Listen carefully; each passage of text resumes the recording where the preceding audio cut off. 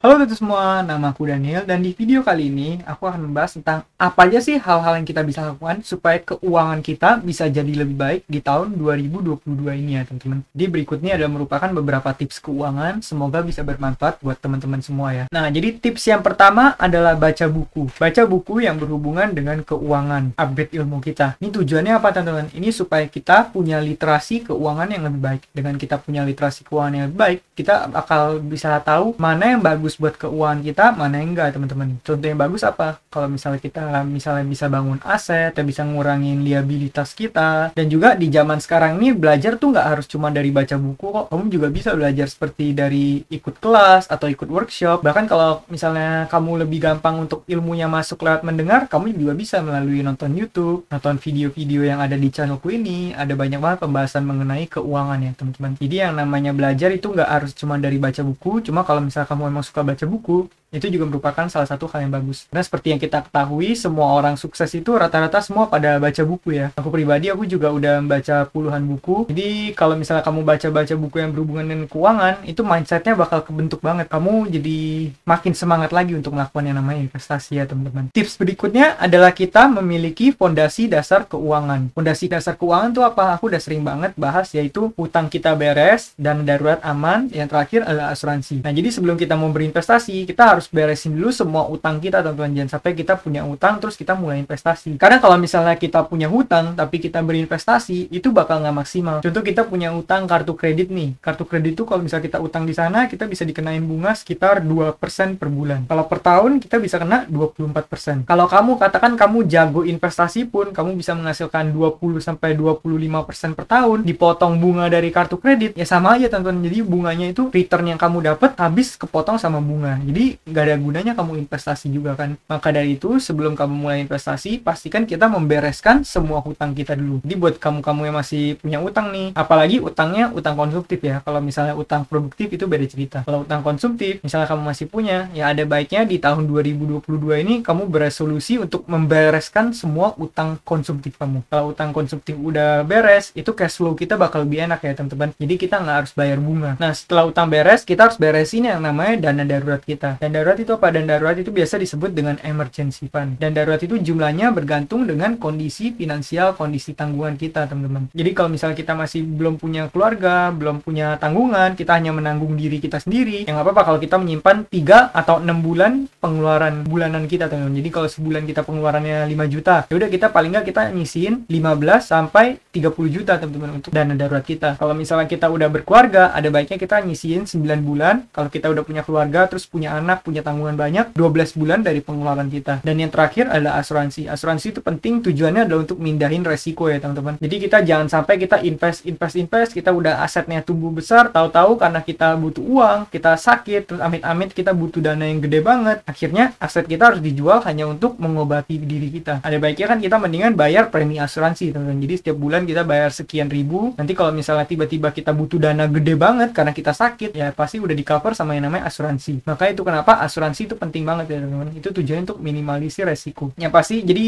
tiga hal ini kamu harus beneran beresin dulu ya teman-teman untuk sebelum mulai investasi. Kalau 3 hal ini udah beres, nanti kamu investasi menggunakan uang dingin, itu pasti lebih tenang juga teman-teman. Berikutnya tips keuangan lagi adalah bangun habits nabung. Jadi ini adalah hal yang benar-benar sulit banget untuk dilakukan. Kalau misalnya kamu udah terbiasa, malah ini jadi gampang untuk dilakukan teman-teman. Karena yang namanya sukses secara finansial itu dari kebiasaan kita. Kebiasaan kita dalam mengelola keuangan kita. Jadi kalau misalnya saran dariku pribadi, setiap kamu terima uang, kamu langsung sisihin aja. Paling nggak kamu mulai sisihkan minimal 10% dari penghasilan kamu. Kalau misalnya masih susah, ya udah deh kamu mulai dari 5% juga nggak apa-apa, terserah. Yang penting kamu bangun habits untuk membiasakan diri menginvestasikan uang dulu. Jadi kita setiap terima penghasilan, nggak uang kita semuanya tuh dihabisin. Karena kalau misalnya kita setiap bulan selalu ngabisin uang kita, ya kita dalam 10 tahun, 20 tahun, 30 tahun ke depan, kita uangnya juga nggak bakal nambah. Aset kita nggak bakal nambah. Karena semua uang yang kita dapat, kita habiskan lagi teman-teman. Dengan gitu kita nggak bakal keluar dari yang namanya rat race. Dan kita nggak bisa membangun aset yang bisa membentuk passive income, menghasilkan uang untuk kita, sehingga kita nggak perlu bekerja. Jadi kita nggak bisa kalau misalnya kita nggak nyisin uang sama sekali. Itulah kenapa kalau bisa kamu mulai sisihkan uangmu. Semakin besar kamu sisihkan, itu bakal semakin baik. Tapi kalau misalnya di awal kamu mau nyisihin langsung angka yang gede, takutnya kamu malah hidupnya menderita, terus nanti malah kapok, akhirnya nggak mau nabung lagi. Maka dari itu kalau misalnya emang nggak bisa, kamu bisa mulai dari angka yang lebih kecil dulu. Mungkin awalnya mulai dari 10%, nanti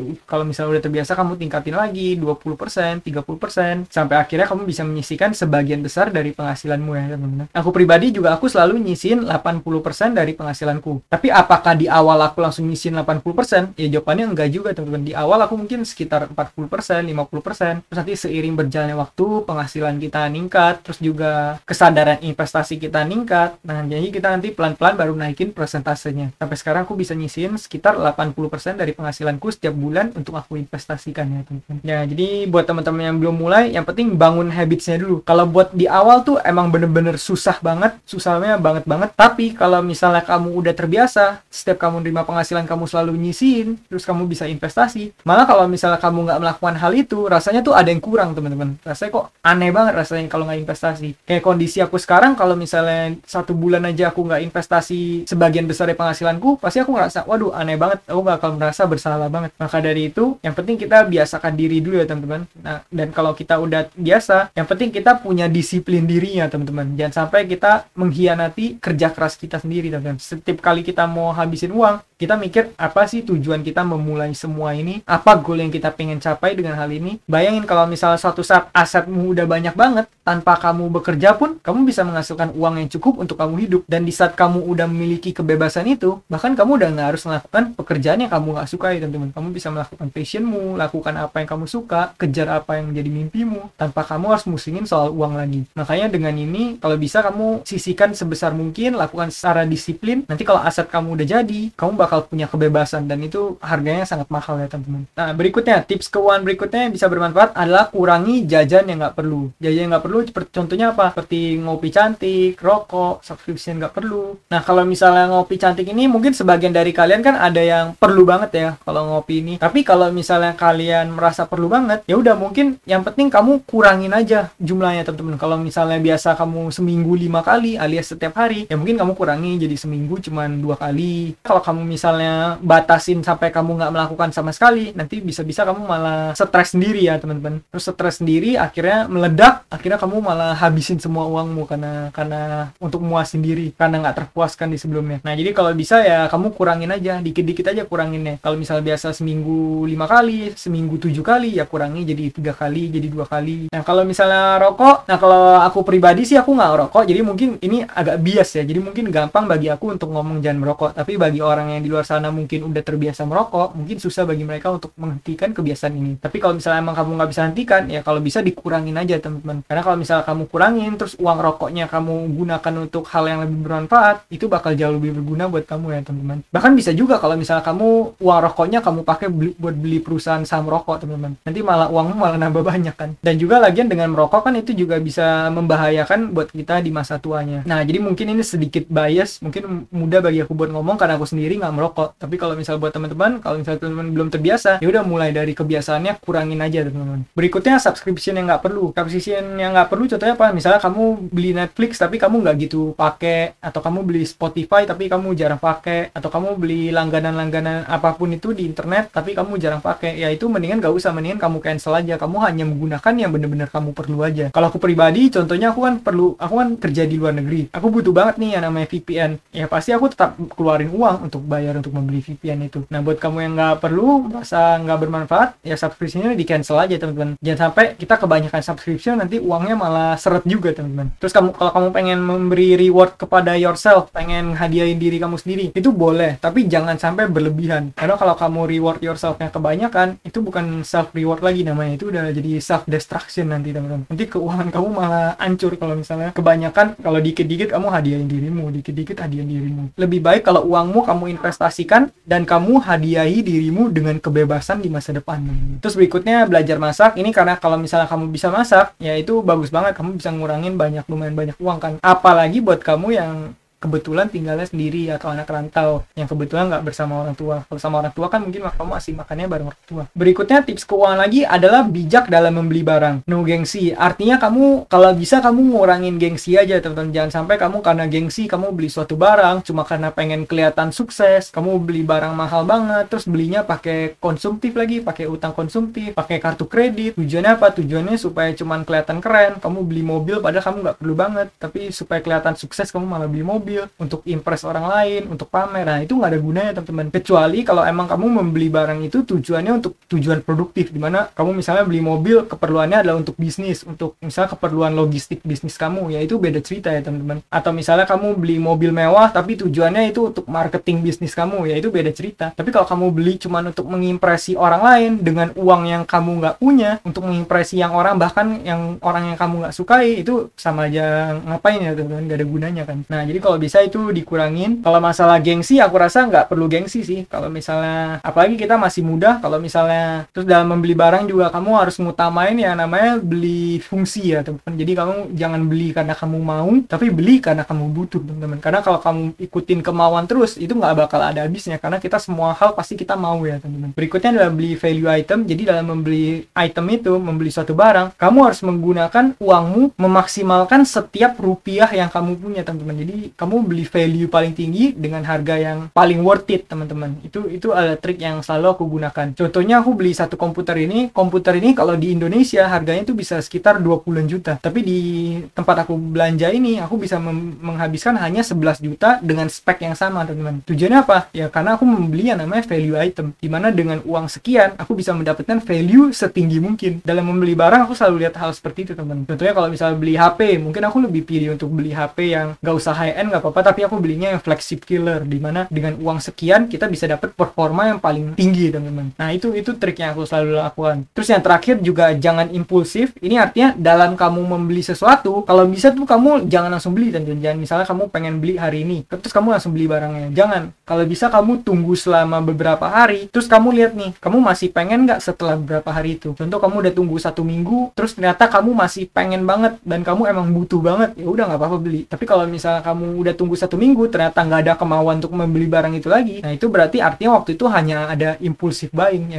yang mendorong kamu untuk membeli saat itu juga teman-teman. Aku pribadi setiap aku pengen beli barang, aku biasa selalu nunda lama banget. Bahkan terakhir kali aku membeli komputer, aku menunda selama 2 tahun ya teman-teman. Bahkan sekarang aku lagi menunda pembelian juga. Aku mau beli HP tapi aku tunda, padahal HP ku udah cukup tua. Aku masih menggunakan HP yang diproduksi tahun 2016 atau 2017 gitu. Aku mau beli yang baru tapi aku masih tunda lagi. Karena kenapa teman-teman? Karena aku menunda impulsive buying. Dan juga uangku aku gunakan untuk investasi dulu supaya menghasilkan passive income yang lebih besar dulu buatku. Nanti di masa depan bahkan aku bisa membeli HP-nya menggunakan passive income dari hasil investasi. Jadi ingat ya teman-teman, tujuan kita adalah membangun aset, jangan beli liabilitas. Utamain beli aset lagi kita masih muda, bangun terus investasinya teman-teman. Supaya nanti kita sebelum masanya pensiun, umur 30-an kita udah bisa pensiun dengan passive income yang besar ya teman-teman. Jadi dalam melakukan pembelian yang penting kita selalu bijak. Berikutnya adalah naikin income. Jadi naikin income ini sebenarnya jauh lebih baik ketimbang kita mengurangi pengeluaran teman-teman. Cuma ngurangin pengeluaran itu jauh lebih mudah dilakukan. Kalau misalnya kita ngurangin pengeluaran, kan itu cuma sampai ke certain extent kita udah nggak bisa ngurangin lagi. Contoh kita udah hidup sampai seirit mungkin, tapi pengeluarannya udah nggak bisa ditekan lagi karena itu udah maksimal, udah mentok teman-teman. Sedangkan naikin income itu nggak ada batasnya. Penghasilan kamu 10 juta, kamu masih bisa naikin ke 100 masih bisa naik ke 1M, 1M masih bisa naik ke 10M. Jadi beneran nggak ada batasnya.